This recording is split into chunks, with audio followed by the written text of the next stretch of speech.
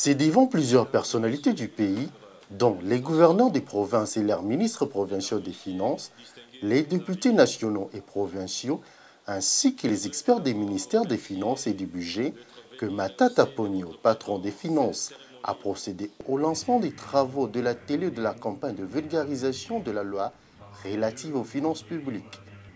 Une loi qui présente plusieurs avantages, entre autres, celui de rassembler dans un texte unique toutes les dispositions relatives à la gestion des finances publiques, tant du pouvoir central que des provinces et des entités décentralisées.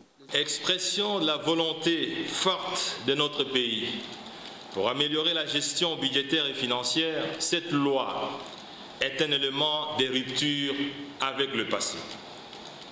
Élément de rupture dans la mesure où elle implique d'importants ajustements, qu'ils soient techniques, ainsi que dans la mise en œuvre de nombreux outils dans le domaine de la gestion des finances publiques.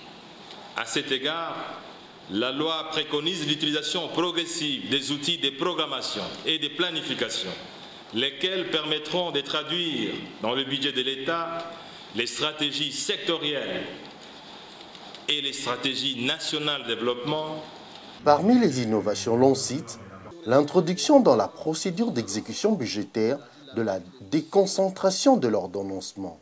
La fonction d'ordonnancier en matière de dépenses sera confiée à chaque ministère sectoriel ou responsable d'institution qui pourra la déléguer à des fonctionnaires beaucoup plus qualifiés. Cette option renforce de ce fait le rôle des ordonnateurs dans l'exécution du budget, car ils seront entièrement responsables des résultats à atteindre dans la mise en œuvre des programmes, avec l'obligation de rendre compte de leur gestion devant le Parlement.